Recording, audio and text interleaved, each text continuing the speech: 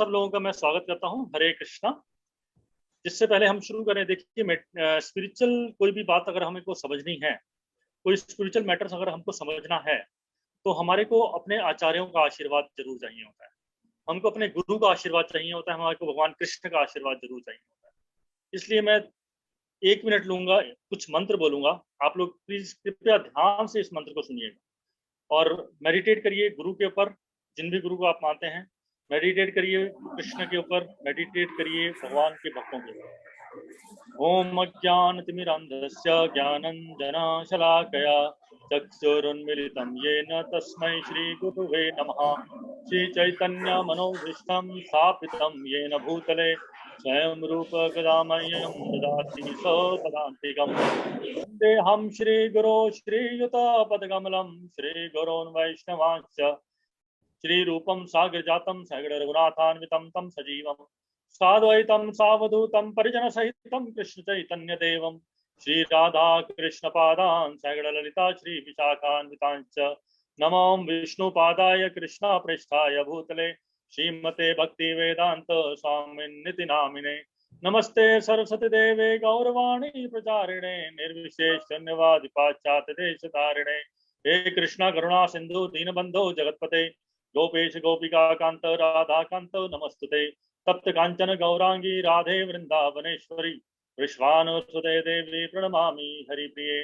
जय श्री कृष्ण चैतन्य प्रभु नित्यानंद श्री अद्वैत गदाधर श्रीवासादि गौर भक्त वृंद। हरे कृष्णा कृष्णा कृष्णा हरे हरे, हरे राम राम राम हरे हरे। हरे कृष्णा। मटेरियल प्रॉब्लम क्या होता है कि हमारी सबकी लाइफ में प्रॉब्लम्स जरूर है। ऐसा नहीं है कि हम प्रॉब्लम से फ्री हैं, क्योंकि ये मटेरियल वर्ल्ड बनाया ही ऐसा गया है। भागवत गीता में भगवान कहते हैं इस मटेरियल वर्ल्ड के बारे में बड़ी अच्छी बात। ये कहते हैं दुखालयम अशाश्वतम, यानी कि ये जो आलय है, आलय मतलब जैसे मेघालय में अगर आप जाएंगे तो वहां पे मेघ होगा, पुस्तकालय में आप जाएंगे तो वहां पे पुस्तकें होंगी। लेकिन अगर यहाँ पर आप आएंगे, ये जो जगह है मटेरियल वर्ल्ड जिसे बोला जाता है, जिसे त्रिपाद विभूति भी बोला जाता है, वहां पर क्या होगा? दुख आलय। दुख आलय में वहां पर दुख ही मिलेंगे आपको। तो जब भगवान जिन्होंने कि इसको बनाया है सृष्टि को, वो कह रहे हैं कि ये दुख आलय है, सृष्टि बनाने वाला ये जब कह रहा है, तो हम कहां से यहाँ पर सुख प्राप्त कर लेंगे? तो हम यहाँ पर सुख इसलिए नहीं प्राप्त कर सकते क्योंकि हम वो सुख जो है वो गलत जगह पर ढूंढ रहे होते हैं। इस मटेरियल वर्ल्ड के बारे में बहुत अच्छा एक एनोलॉजी आती है, वो आती है ऊर्ध्व मूलम अधो शाखा। अगर आप भगवान भगवद गीता का 15वां चैप्टर उठाएंगे और 15वां चैप्टर का पहला श्लोक जब उठाएंगे तो वहां पर भगवान यही बात होते हैं, ऊर्ध्व मूलम अधो शाखा। एक अश्वत्थ वृक्ष की बात कर रहे हैं जो कि उल्टा है। उल्टा क्यों है? क्योंकि स्पिरिचुअल वर्ल्ड जो है वो बेसिकली ऊपर होता है, उसकी जड़ें ऊपर है, और मटेरियल वर्ल्ड नीचे। ठीक है ना? तो ऐसा पेड़ कभी देखा आपने? कभी उल्टा, कभी कहीं पे कहीं किसी ने भी उल्टा पेड़ कहीं देखा होगा? डॉक्टर रंजन की स्क्रीन में डॉक्टर रंजन ने शेयर किया हुआ है अभी। बिल्कुल उल्टा पेड़ तो आपने फोटो दिखा दी, लेकिन ऐसा वैसे सचमुच में कहीं आपने उल्टा पेड़ देखा है? यस डॉक्टर रंजन, डॉक्टर सजीव, कहीं पे देखा है? आपने देखा है लेकिन आपने याद नहीं, ध्यान नहीं दिया होगा। कोई पेड़ अगर पानी के नजदीक होगा ना, तो आप पानी के अंदर जब वो पेड़ देखेंगे तो क्या होगा? वो उल्टा होगा। इसका मतलब क्या हुआ कि ये जो स्पिरिचुअल वर्ल्ड है, सॉरी मटेरियल वर्ल्ड है, उसी स्पिरिचुअल वर्ल्ड का उल्टा रिफ्लेक्शन। और रिफ्लेक्शन में कभी भी कोई व्यक्ति जो है वह प्रसन्नता नहीं पा सकता, क्योंकि जब रिफ्लेक्शन ऊपर देख रहे हैं आम है पेड़ों में, नीचे देख रहे हैं कि रिफ्लेक्शन में आम है, और हम आम के लिए नीचे जब कूद जाएंगे तो क्या हमको वहां पे आम मिलेगा? नहीं मिलेगा।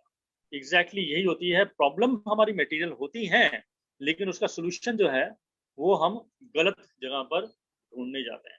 अगर हम प्रॉब्लम करने जाएं कि हमारी प्रॉब्लम, बड़ी बड़ी प्रॉब्लम क्या हो सकती है, कोई कहीं जगह पे कह सकता है भाई मेरे पास पानी की सप्लाई सही नहीं है, कोई कहता है भाई यहाँ पर कुछ वो नहीं है, बिजली सही से नहीं आ रही है, सड़क की प्रॉब्लम आ रही है, कोई जॉब की प्रॉब्लम कह सकता है, कोई बूढ़ा व्यक्ति जो है वो अपनी बहुत सारी प्रॉब्लम बता सकता है कि भाई बहुत बुढ़ापा हो रहा है, जड़ हो गया हूँ, चल नहीं पा रहा हूँ, गोड्या दी तकलीफ है जी, बहुत सारी प्रॉब्लम्स बोलते हैं।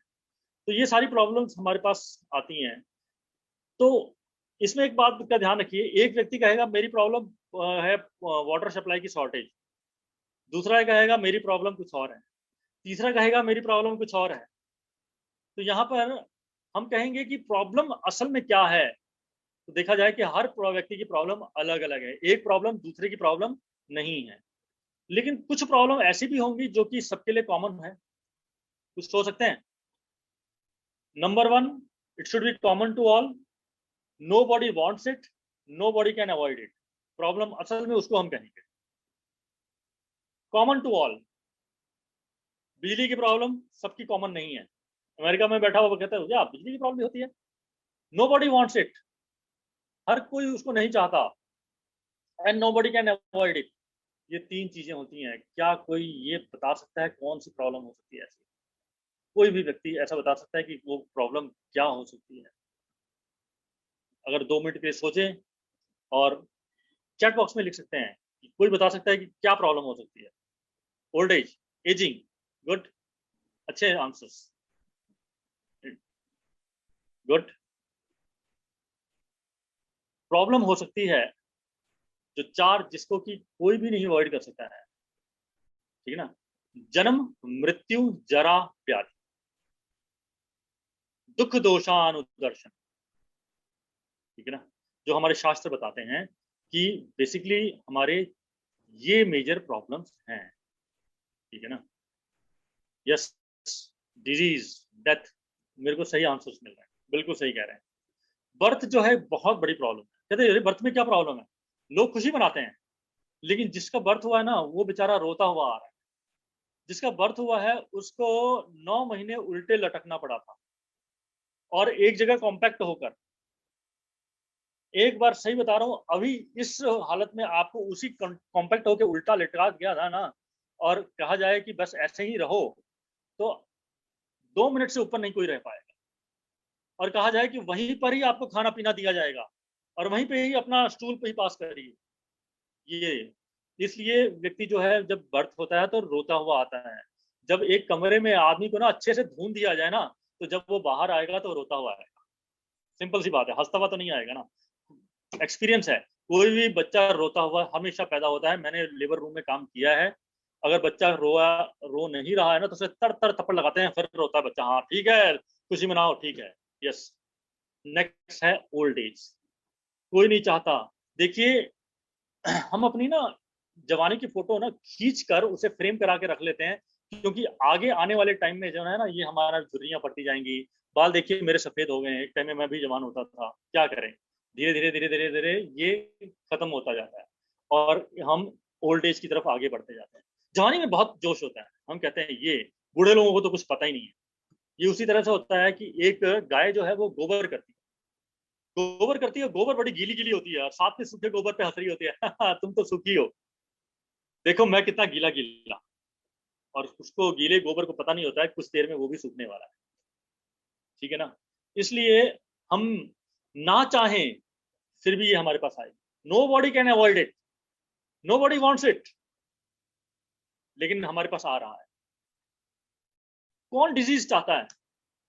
कोई इस कोरोना में हम सब लोग घर के अंदर बैठे, सब लोग मुंह पर मास्क लगा के रखे। कोई भी नहीं चाहता था कि भाई मेरे को बीमारी आ जाए। नहीं, मेरे से लोग मेडिसिन पहले से लेकर गए कि भाई कोरोना हो ना जाए मेरे को, इसलिए मेरे को ऐसी मेडिसिन दे दीजिए। कौन नहीं, कौन चाहता है? कोई ऐसा है व्यक्ति जो कहता है कि यार बड़े दिन हो गए, क्यों नहीं मेरे को यार एक बुखार तक नहीं आया, हे भगवान कैसे आप हो? अरे चलो कैंसर नहीं, मेरे को छोटा मोटा ट्यूमर ही भी दे देते। कोई ऐसा कहता है? नहीं कहता।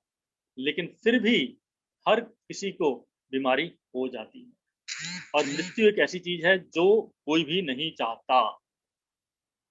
जन्म, मृत्यु, जरा, व्याधि, कोई भी नहीं चाहता मृत्यु, लेकिन फिर भी मृत्यु आती है। मृत्यु कोई भी नहीं चाहता, लेकिन फिर भी मृत्यु आती है ना? क्यों? क्योंकि ये 4 ऐसी चीजें हैं जो इस मटेरियल वर्ल्ड में आप रहेंगे तो आपको फेस करना पड़ेगा, ठीक है ना। हम हमेशा क्या कहते हैं यंग रहना चाहते हैं, लेकिन हम आखिरकार एक दिन बुढ़ापे की तरफ चले जाते हैं, हमारे चेहरे पे झुर्रियां आ जाती हैं, हाँ? और फिर हम बहुत ज्यादा ब्यूटीफुल ज्यादातर तक नहीं रह पाते। टेक्सास में एक मिलेनियर ने करोड़ों रुपए दे दिए थे कि मेरे को बूढ़ा मत होने देना, करोड़ों रुपए दे दिए, लेकिन फिर भी उन्होंने सारे ने सबने लगा दिया पैसा, सारे साइंटिस्ट ने, कुछ साइंटिस्ट को उन्होंने पैसे दिए कि ये लोग पैसा लगाओ और मेरे को बूढ़ा मत होने देना। फिर उसको बाद वो बहुत बड़ी एक थीसिस लिख कर लेकर आए कि हमने जितना आपने पैसा दिया था उससे हम ये थीसिस लिख के लाए कि आप बूढ़े क्यों हो रहे हैं, तो क्या मेरे को बूढ़े होने से रोक सकते हैं, मरने से रोक सकते हैं? कहते नहीं, वो हम नहीं कर सकते, लेकिन हमें पता जरूर चल गया कि क्यों हुआ, ठीक है ना। तो शंकराचार्य कहते हैं कि जब ये जवानी चली जाती है तो काम का क्या फायदा। एक लेक है जिसमें कि कोई भी पानी ना हो तो उसका क्या फायदा। जो वेल्थ है, फ्रेंड है, यूथ है, ये एक समय में खत्म हो जाएगा, रहेगा नहीं। हमको बहुत ये होता है कि हाँ ये मेरे फ्रेंड्स हैं, ये मेरे लोग हैं, ये मेरा कुटुंब है, ठीक है ना।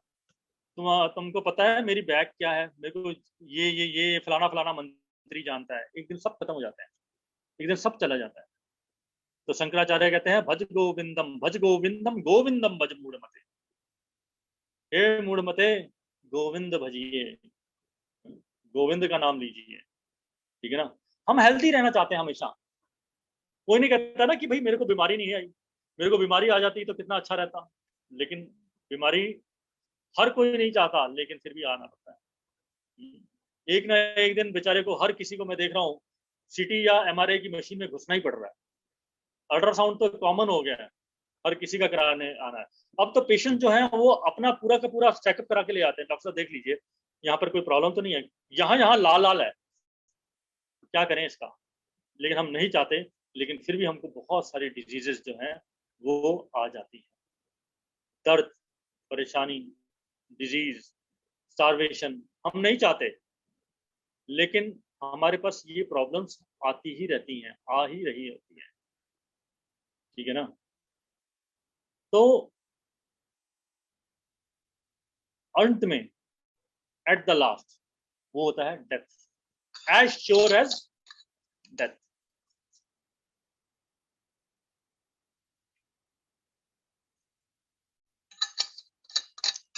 जैसे शंकराचार्य कहते हैं पुनरपि जन्म पुनरपि मरणम पुनरपि जननी जठरे शयनम, यह संसारे बहु दुष्टारे कृपया पारे पाहि मुरारे।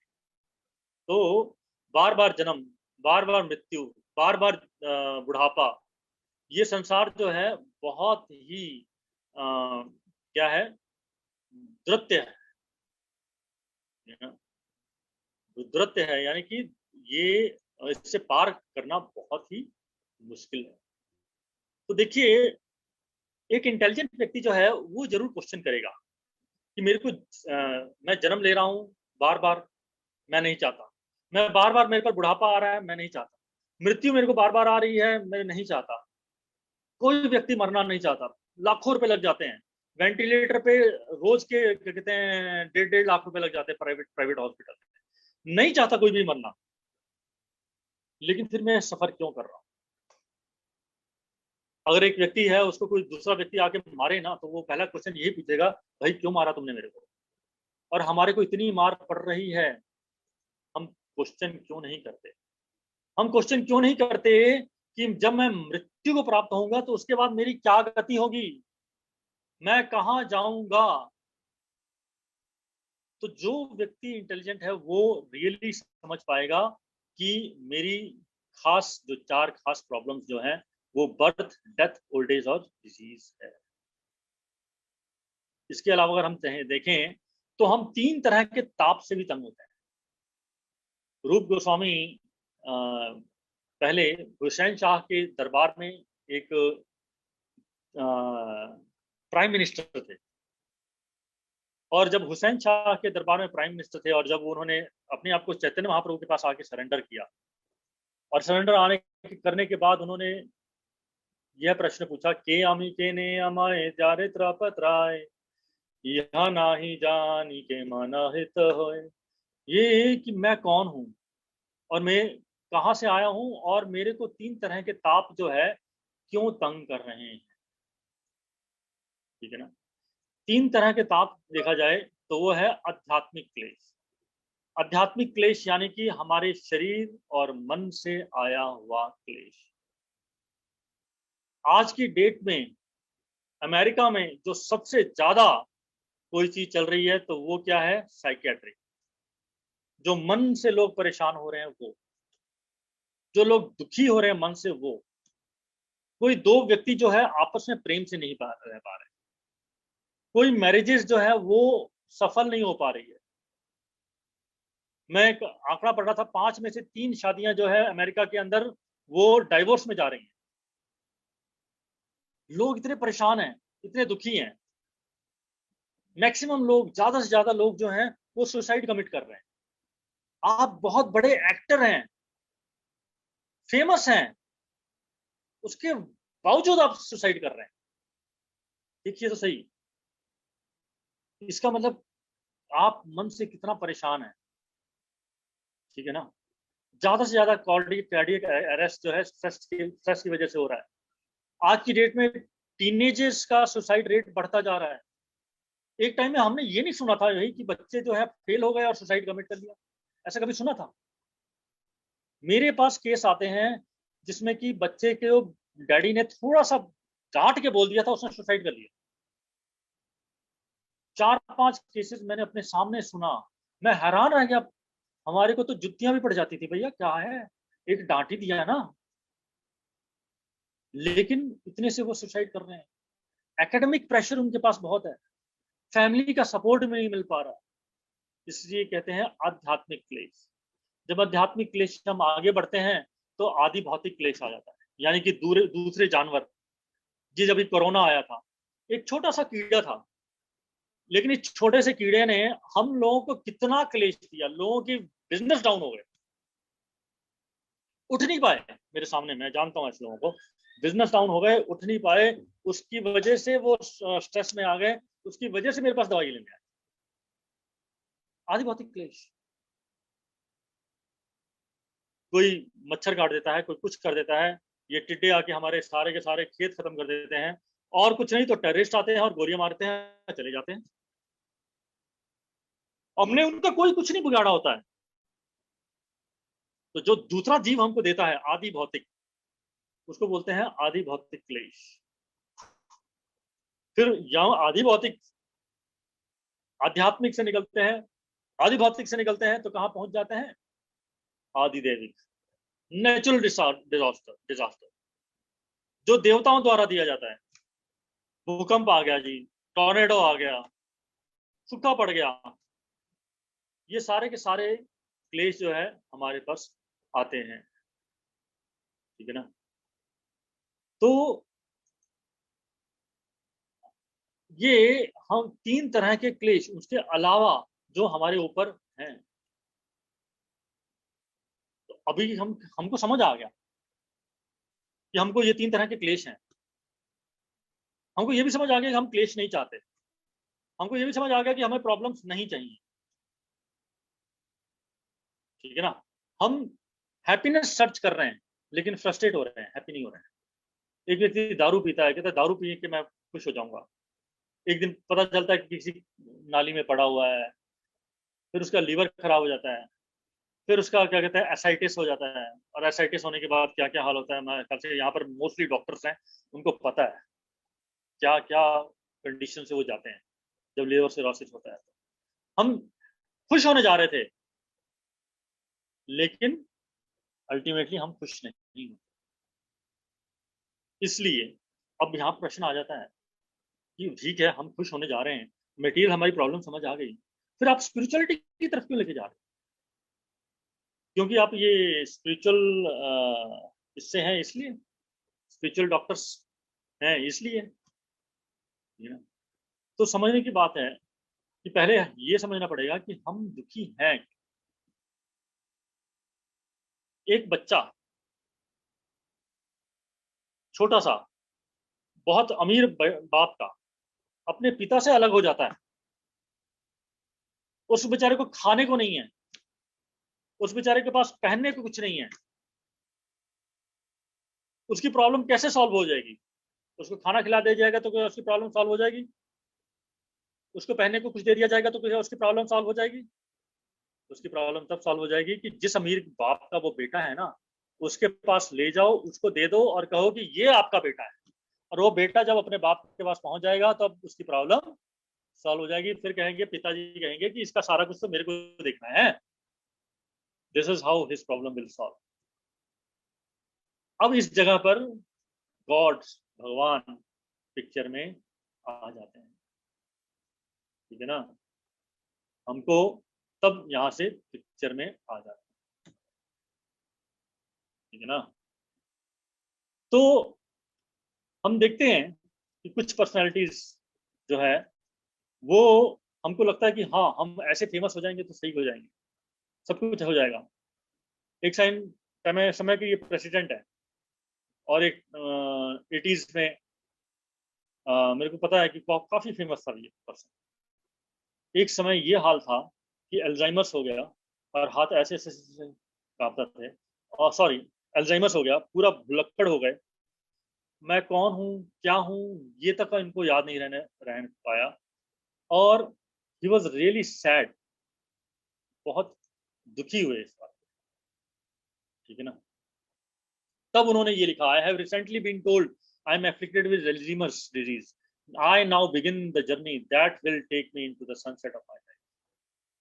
ये है, हमारे मेडिकल साइंस बहुत एडवांस है, हमारे पास टेक्नोलॉजी भी बहुत है, ठीक है ना, लेकिन बीमारी नई से नहीं आती जा रही। जितनी हमारी टेक्नोलॉजी एडवांस है उससे ज्यादा तो हमारी प्रॉब्लम्स आ जाती। कोरोना ने हमको एक्सपोज करके रख दिया। पहला वेव आया, हमारी मेडिसिन कुछ और थी, दूसरा वेव आया, हमारी मेडिसिन कुछ और थी। एक टाइम पर मेरे को खुद को महसूस होने लग गया कि मैं पेशेंट को ठीक कर रहा हूँ या हिट एंड ट्रायल चल रहा है यहाँ पर। हाँ? हम सब डॉक्टर्स को पता था ना ये बात। भगवान प्रॉब्लम्स जो है उससे ज्यादा हमारे पास भेज देते हैं, उससे बड़ी प्रॉब्लम हमारे सामने भेज देते हैं। एक समय में मोहम्मद अली, हम जब छोटे होते थे तब ये होता था, वो बोलता था आई एम ग्रेटेस्ट, ऐसे बोलता था। ये जब किसी को मार देता था ना, और ये दोनों ग्लव्स को ऐसे करता होता था, और ये दोनों ग्लव्स को ऐसे करके उसकी फोटोज भी थी, बड़े हर जगह चिपकी होती थी।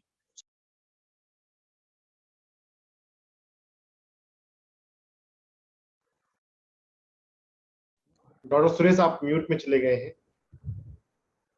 हाँ, म्यूट पे चले गए, गलती से म्यूट बटन दब गया है तो।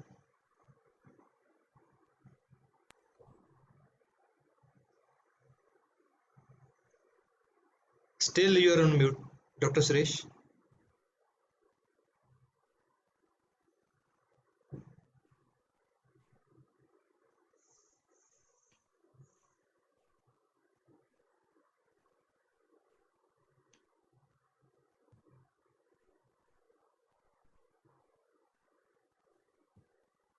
यही ऑन कर ले। Yes, we can use the laptop. अब दूसरे को बंद कर दीजिए। Okay,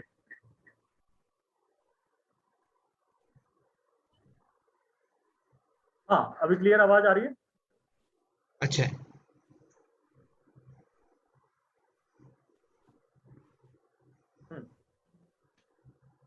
it's okay doctor Suresh, you can continue. तो अली द ग्रेट ये बोला जाता था। और जब अटलांटा में मोस्ट प्रोबेबली ओलंपिक्स हुआ था, अगर आप लोगों को याद हो, तो जब उसको कहा गया था कि ये मशाल जाके जलाइए, वो मशाल को हाथ से पकड़ नहीं पा रहा था, पार्किंसनिज्म हो गया था, हाथ ऐसे ऐसे ऐसे बेचारे का हिल रहा था, उन्होंने देखा था। और वो मशाल को ऐसे ऐसे कर पकड़े और ऐसे कर दिया, बस आपने मशाल जला दिया, हो गया, डन। अली जी, एक कप आज आप उठा नहीं पाते, तब ऐसे करते होते ना। जितना मर्जी हो, भगवान जितने भी साइंटिफिक वो हो, अल्टीमेटली भगवान के सामने हम कुछ नहीं है। एडवांसमेंट जो है हमारी लाइफ साइंस की, हमारी मिजरीज को थोड़ा सा कंफर्ट दे पाती है। यानी बहुत पसीना आ रहा है तो कोई बात नहीं, मोटरसाइकिल चला लो। आप साइकिल पैडलिंग नहीं कर सकते, मोटरसाइकिल चला लो। मतलब थोड़ा सा हमको स्टॉप गैप सोल्यूशन दे रहा है। पसीना बहुत आ रहा है तो फिर भाई गर्मी तो नहीं खत्म की ना, मोटरसाइकिल चला लो, पेडलिंग करना पड़ रहा है, ठीक है ना। पसीना आ रहा है, एसी चलाओ। ओल्ड एज है, व्हाइट हेयर है तो हेयर डाई लगा लीजिए, रिंकल्स है फेसलिफ्ट करा लीजिए, ठीक है ना। बैक पेन वगैरह है, नो प्रॉब्लम, टेक्लोफेनेक वगैरह ले लीजिए, अपना काम आगे चलाते रहिए। मरने जा रहे हो तो आपको वेंटिलेटर पे डाल देते हैं, ठीक है ना। लेकिन आप देखिए, एक मछली है, उसको पानी से बाहर निकाल दिया जाए, उसको एसी दे दो, उसको खाने को दे दो, उसको सिगरेट दे दो, उसको पैसे दे दो, सब कुछ दे दो, लेकिन क्या वो खुश हो पाएगी? नहीं, है ना। क्यों?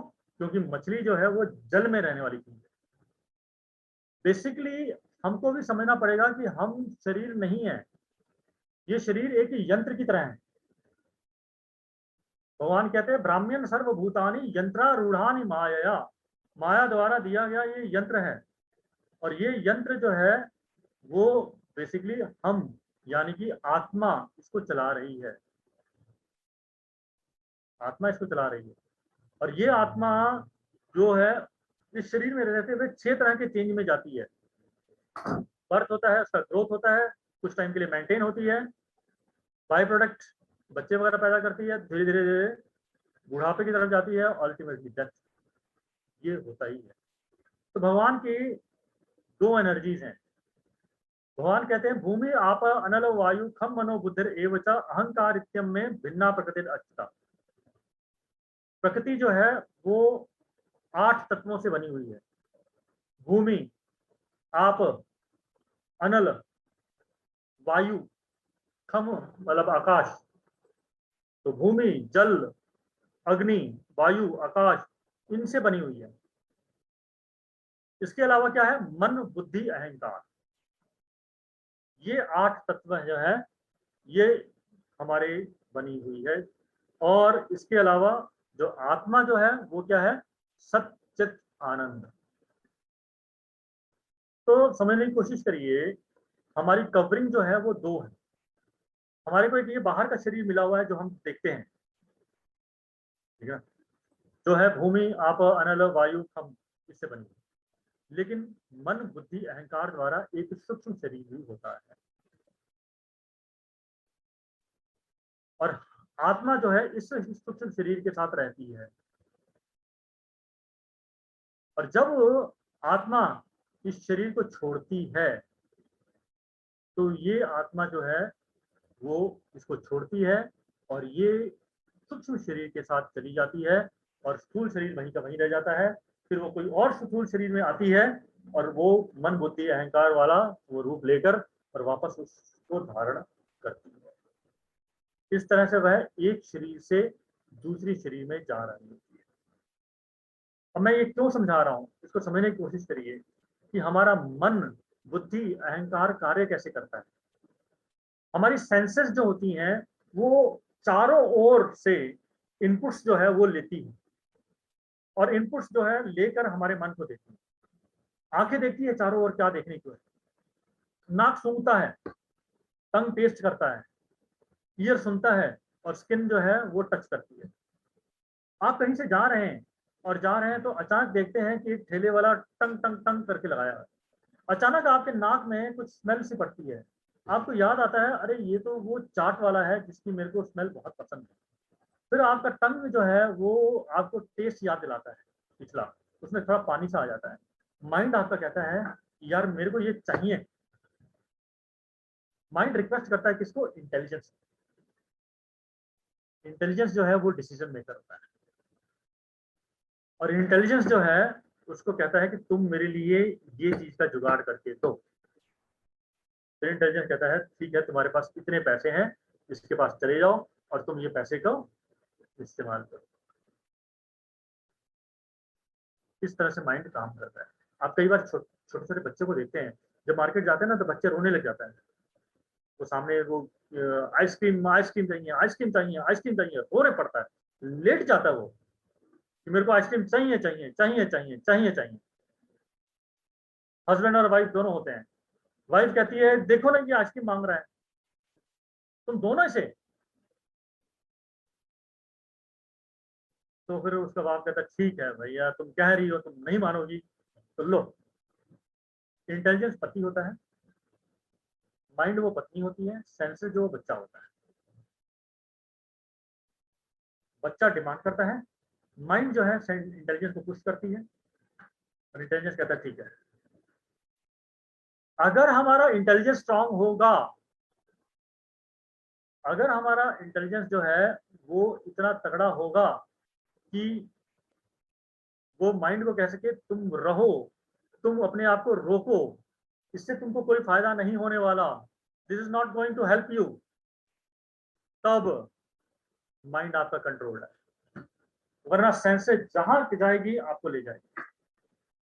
तो अगर आप कंट्रोल्ड माइंड में रहेंगे तो आपकी कॉन्शियसनेस धीरे धीरे धीरे धीरे ऊपर की तरफ जाएगी।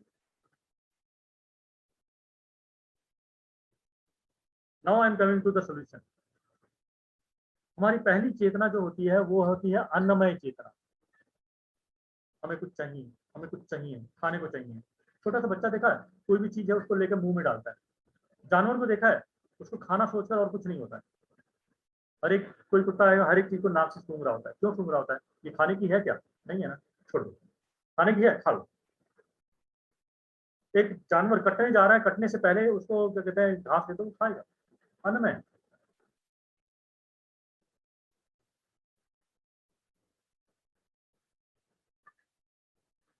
नेक्स्ट, जब अन्नमय चेतना से व्यक्ति ऊपर जाता है तो वो अगली चेतना में जाता है, वो है तो यह प्राणमय चेतना।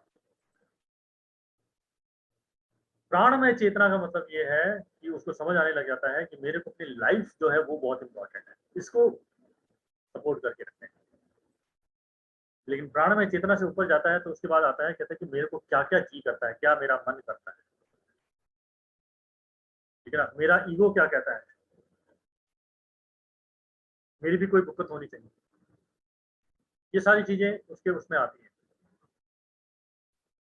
जब वहां से वो ऊपर आता है, वो कहता है भाई मैं इसी में फंसा हुआ हूँ, मेरी लाइफ का अल्टीमेट एम क्या है?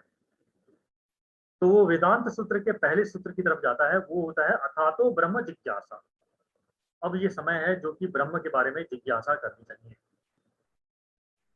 तब वह ज्ञानमय चेतना की तरफ जाता है, और ज्ञानमय चेतना को जब वो फॉलो करता है, जब वो समझता है कि मैं शरीर नहीं आत्मा हूँ, और आत्मा मैं भगवान का ही एक पार्ट हूँ, तो वो विज्ञान में मतलब वो उसे फॉलो करता है, और फॉलो करने के बाद वह आनंदमय में होता है। तो भगवान कहते हैं सर्व योनिषु कौन्तेय मूर्तय संभवन्ति तासाम ब्रह्म महद अहम ब्रह्म अहद योनिर अहम बीज प्रदापिता। इसका मतलब क्या है? भगवान कहते हैं कि जितने भी स्पीसीज हैं उसका बीज कौन है? तो मैं हूं। यानी कि हम सब पार्ट एंड पार्सल हैं तो किसके? भगवान। याद करिए, मैंने कहा था एक अमीर बाप का बेटा। तो अगर अमीर बाप का बेटा है तो वो परेशानी में क्यों रहेगा? क्योंकि वो अपने अमीर बाप से अलग हो गया। हम एग्जैक्टली वही हैं, और हम समझ नहीं पा रहे हैं कि हमारा रिलेशन भगवान के साथ है। जिस दिन हम ये समझ जाएंगे तब हमको प्रॉब्लम नहीं रहेगी, तब हमको प्रॉब्लम नहीं रहेगी। तो हमको क्या समझने की जरूरत है? 5.29 में भगवान इस बात को बोलते हैं। भगवान कहते हैं भोक्तारम यज्ञतपसाम सर्वलोक महेश्वरम सुहृदम सर्वभूतानां ज्ञात्वा माम शांतिम रिक्षति। भगवान कहते हैं कि भोक्ताराम, मैं ही सबका भोक्ता हूं। ये जानिए, जितना भी यज्ञ और तप आप कर रहे हैं उसका भोक्ता कौन है? तो मैं हूं। सर्वलोक महेश्वरम, सारे लोगों का महेश्वर कौन है? तो मैं हूं, और मैं ही सबका सुहृदम हूं, सर्वभूतानाम, सब लोगों का। ये अगर कोई जान गया तो वो शांति में रहेगा। कितनी भी प्रॉब्लम्स आए उसको कोई तकलीफ नहीं होगी। अब देखिए, ये आपके जो भगवान हैं कुछ ज्यादा डिमांडिंग नहीं है, जो कह रहे हैं कि भाई सबका महेश्वर मैं हूँ, और इसी भगवत गीता में कहते हैं यत् करोषि यत् अश्नासि यत् जोहोषि ददासि यत् यत् तपस्यासि कौन्तेय तत्पुरुष मद अर्पणम, कि जो कुछ आप करते हो, जो कुछ आप तपस्या करते हो, जो कुछ आप देते हो, मेरे को ही करो, मेरे को ही अर्पण कर दो, सब कुछ मेरे को अर्पण कर दो। तो अगर मान लीजिए एक पेड़, और उसकी वो पेड़ ऐसा कहता है कि मेरी जड़ के अंदर पानी डाल दो, वो पेड़ का झूठ बोल रहा है, नहीं बोल रहा। तो भगवान ही हर चीज के मूल है, कर मूले च गोविंदम बोलते हैं ना। तो भगवान जब हर चीज के मूल हैं, तो अगर हम भगवान को तुष्ट कर देंगे तो सब तुष्ट हो।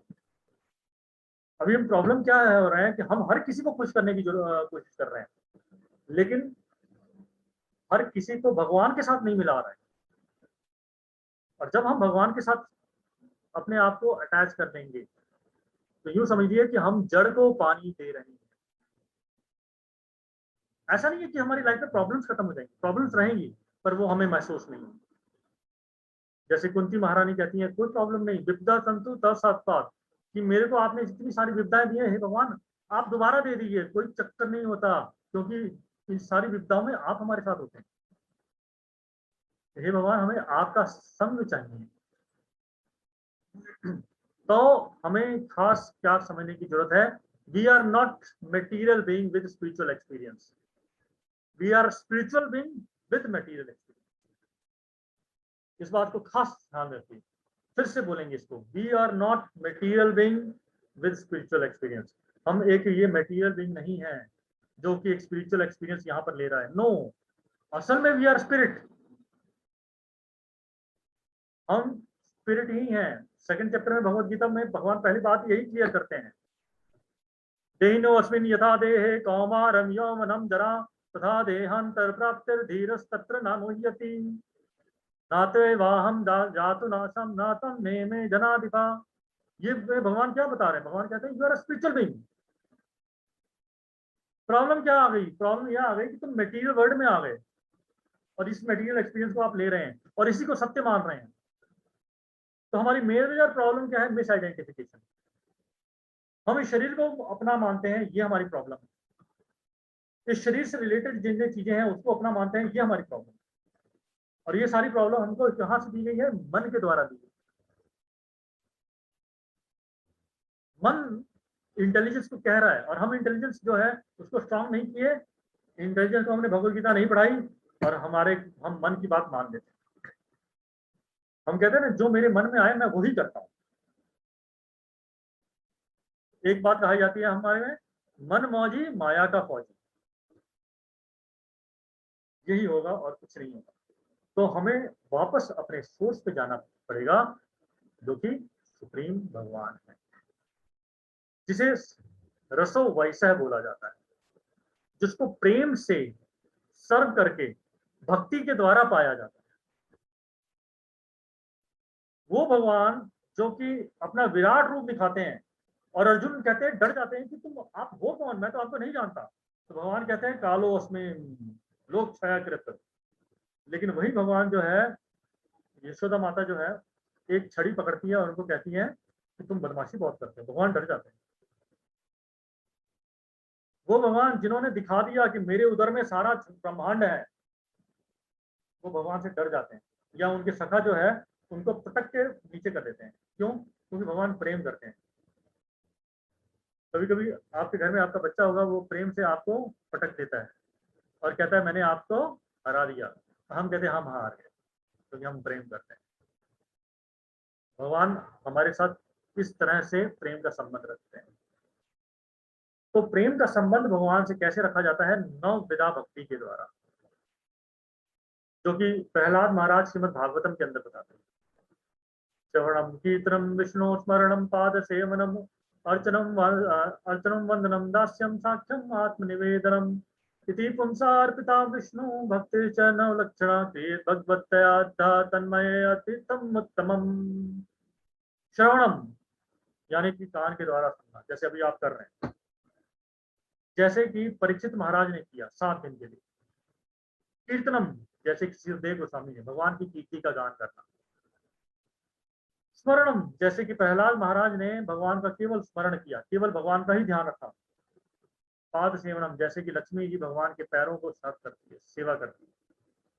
अर्चनम, भगवान की अर्चा विग्रह का सेवन करना, सेवा करना। कई लोग जो हैं जो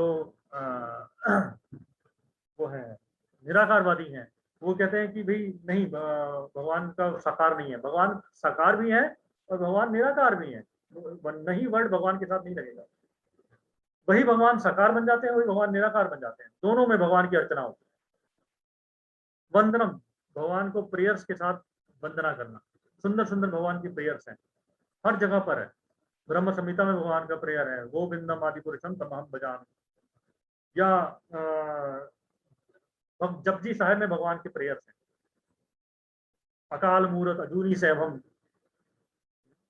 ये भगवान की प्रेयर्स हैं कि भगवान जो है वो काल से परे हैं। अजूनी सैभम, वो भगवान जो कि सब जून का कारण है, पर उनका कोई वो किसी का कारण नहीं है, उनका कोई कारण नहीं है। जिसको ब्रह्मा जी कहते हैं सर्व कारण कारणम, ईश्वर परमा कृष्णा सच्चिदानंद विग्रह अनादिर आदिर गोविंदम सर्व कारण कारणम। या दास्यम, जैसे हनुमान जी भगवान के दास बने।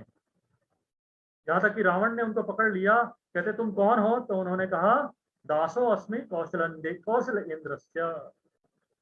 और या भगवान के सखा रूप में, भगवान के सखा रूप में अर्जुन जो है उनके सखा बन के आते हैं।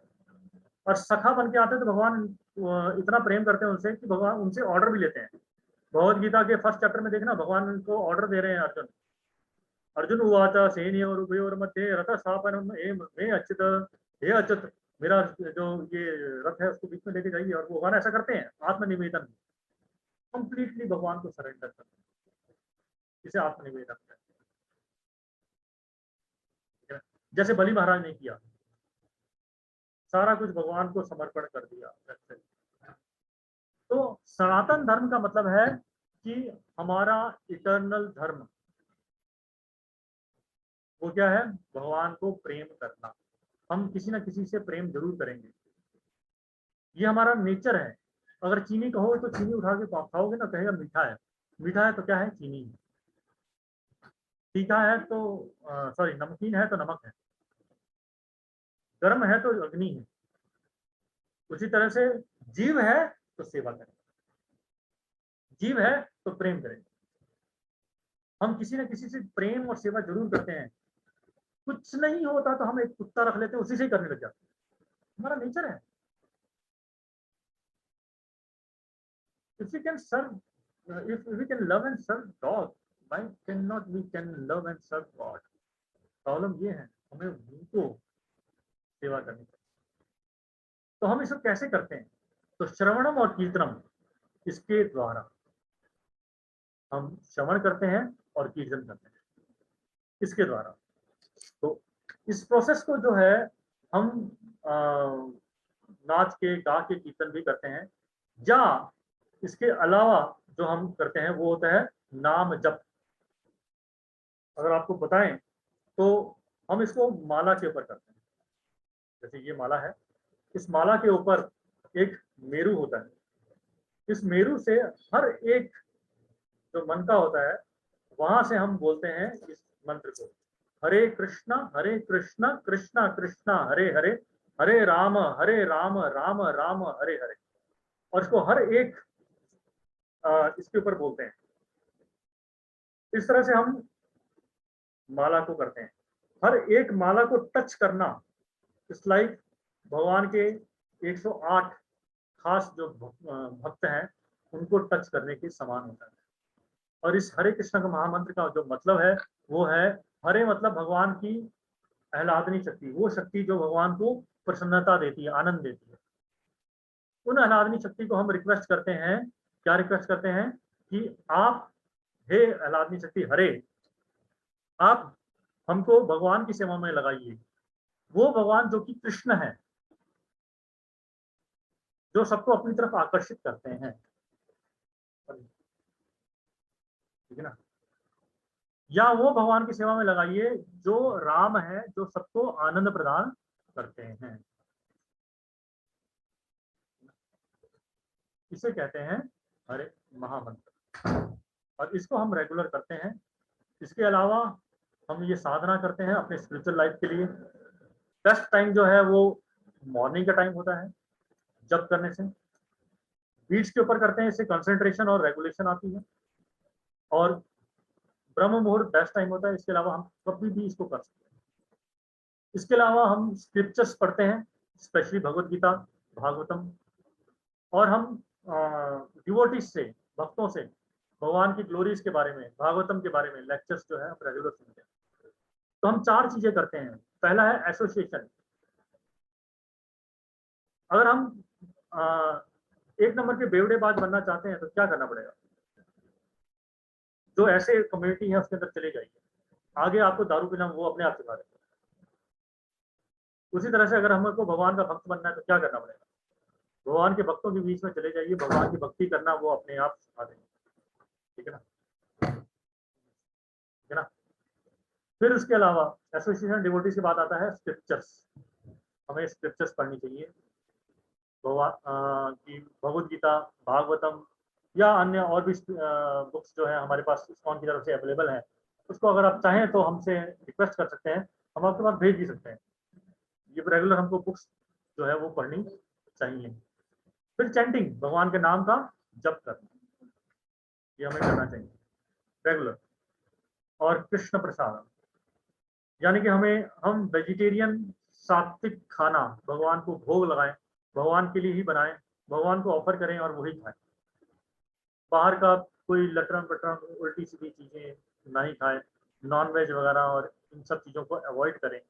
सात्विक खाना अगर हम खाएंगे तो हम सात्विक रहेंगे। आहार शुद्धो सत्व शुद्धि, सत्व शुद्धि ध्रुवा स्मृति, स्मृति लब्ध्वा सर्व ग्रंथिना विप्र मोक्ष। शुद्ध आहार है तो हमारे सत्व जो है वो शुद्ध होगा, हमारी स्मृति जो है वो बढ़ेगी, फिर हम मोक्ष की तरफ जाएंगे। सारे व्यक्तियां जो है मोक्ष की तरफ जाएंगे। तो ये हम 4 चीजें करें, और नॉन वेज वगैरह, मीट वगैरह ना खाएं, क्या कहते हैं, सिगरेट वगैरह, शराब वगैरह, इन सब चीजों से हम दूर रहें। अवैध स्त्रियों के संग से दूर रहें, अगर हम संग करें तो केवल अपनी पत्नी का ही। और चौथा है कि जुआ वगैरह ना करें। ये 4 चीजें हम ना करें, और वो जो 4 चीजें मैं कही थी उसको करें, तो हम भक्ति में आगे बढ़ेंगे, भगवान को हम शरणागत होंगे। तो थैंक यू वेरी मच। मेरे ख्याल से यहाँ पे हम क्वेश्चन आंसर्स लेते हैं। Doctor Sandeep. Yes doctor Suresh, हम क्वेश्चन से ले सकते हैं। हम लोग जो पीपीटी है उसको क्लोज कर सकते हैं। Friends, if you have any questions from Dr. Suresh, this was really wonderful session. Dr. Suresh, especially आपका जो मेटाफर बताने का तरीका था और चीज़ों को समझाने का जो नज़रिया था वो बहुत ही ऑसम था, और सब लोगों ने और हम सब ने बहुत उस चीज़ को एंजॉय किया। और यस, आज मेंटल हेल्थ डे है, तो यूजली हम लोग हर डे पे मुबारकबाद बोलते हैं और सेम टू यू बोलते हैं, लेकिन इस डे पे हम लोग ऐसा नहीं बोलते हैं। तो इस डे पे आज का जो लेक्चर था बहुत, और आज का जो सेशन था बहुत एप्ट था, क्योंकि हम मटेरियल वर्ल्ड की वजह से ही बहुत सारे मेंटल जो इलनेस है उसके अंदर फंसे हुए हैं। अगर मैं कुछ इसमें ऐड करना चाहूँ तो इतना बोलूँगा, आज से 50 साल पहले डिप्रेशन, एंग्जाइटी, इतनी मेंटल प्रॉब्लम्स नहीं थी, क्योंकि हम कम्युनिटी से जुड़े हुए थे, हम एक फेथ के साथ जुड़े हुए थे, हम गॉड के साथ जुड़े हुए थे। कम्युनिटीज थी, जैसे डॉक्टर सुरेश ने बताया, इकट्ठी सेवा करती थी, इकट्ठे भजन करती थी, लंगर में जाके काम करते थे और इकट्ठे एक दूसरे की सेवा भाव में रहते थे और भजन करते थे, इसलिए मेंटल इलनेस कम थी। और आज की डेट में हम मटेरियल वर्ल्ड में ज़्यादा है और स्पिरिचुअल वर्ल्ड में कम है, इसीलिए मेंटल हेल्थ की प्रॉब्लम्स बहुत बढ़ गई हैं। आपने सही बोला, आज की डेट में सबसे जो टॉप के ऊपर ब्रांच है जिसके ऊपर सबसे ज़्यादा ओपीडी है वो साइकेट्री है, नो डाउट। और ये साइकेट्री ब्रांच की जो डिमांड है और बढ़ने वाली है। अच्छा रहेगा हम लोग उधर जाने की बजाय हम लोग जो स्पिरिचुअलिटी है, सेवा है, भक्ति है, उसके अंदर वापस आए।